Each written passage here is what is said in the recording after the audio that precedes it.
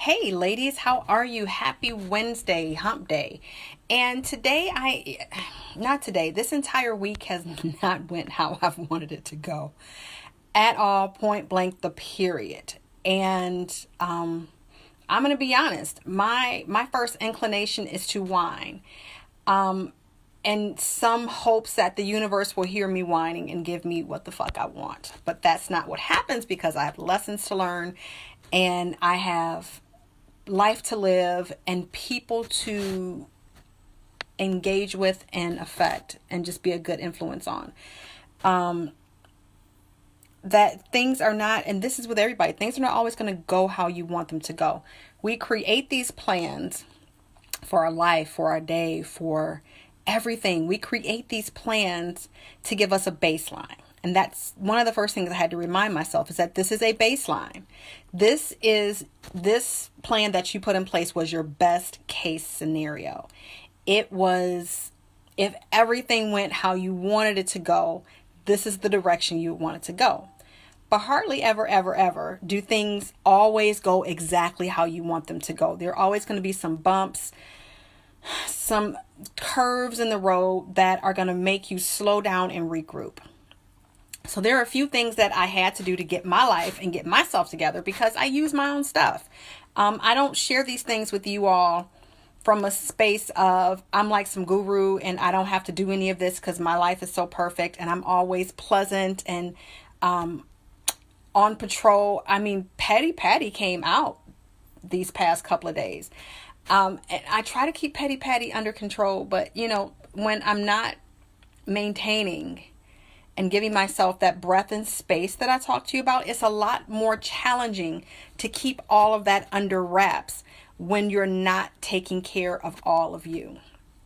So a couple of the things that I had to do in order to get my back was to stop and breathe.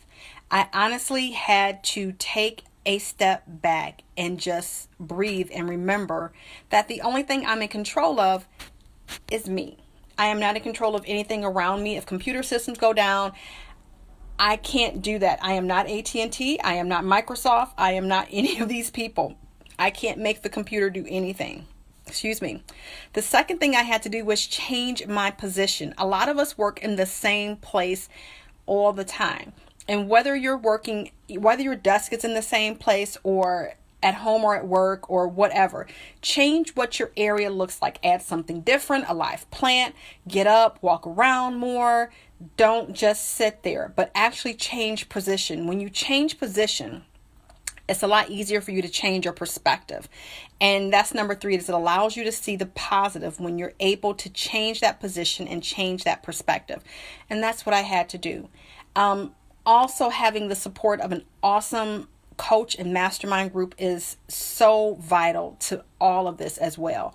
Because as entrepreneurs and even as women, we tend to keep a lot of things in our head and we don't share because for whatever reason, we think that if we share that with somebody, we're either bothering them or that we should already have it together or whatever. And having a safe space to go, you know what?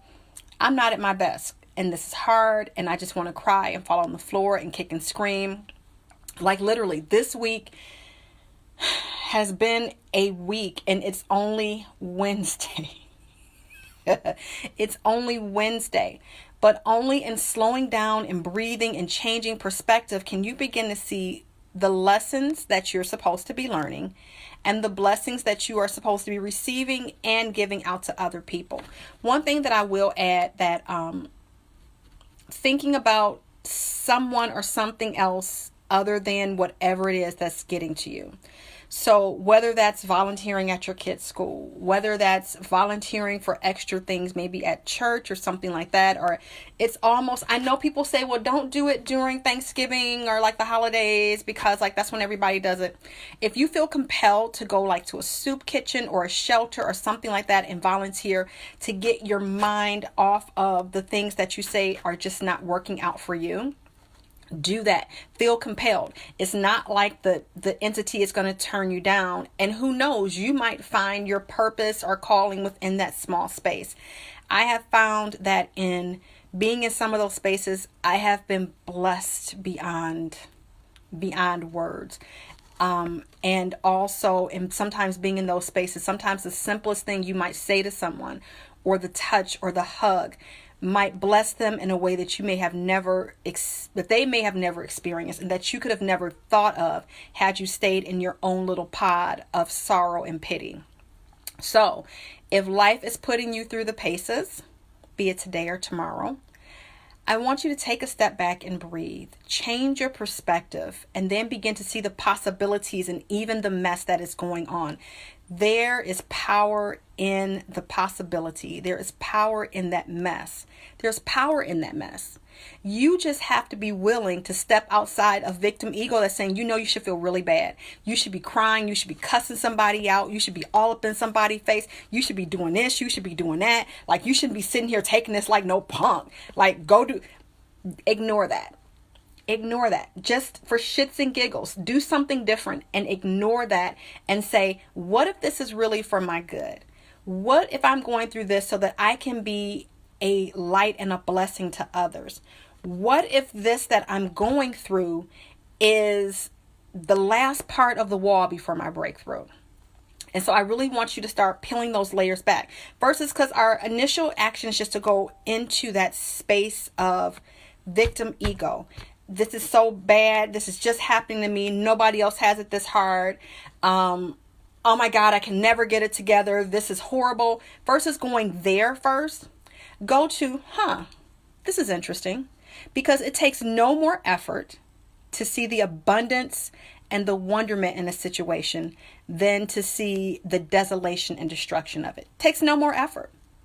None. And each thought is going to give you a particular result. I mean, even if you don't get the result you want, at least if you're in a positive place, at least it didn't hurt as bad. But when you're going through something and your mind is like shooting you down at every step, it makes it harder. Like it makes it longer. It makes it more energetically draining. So make the conscious day to decide to flip that. I'm not saying don't, because I wallowed in my feelings for a little bit, to be honest. But then I'm like, this is not how I want to show up. And it made me ask myself different questions.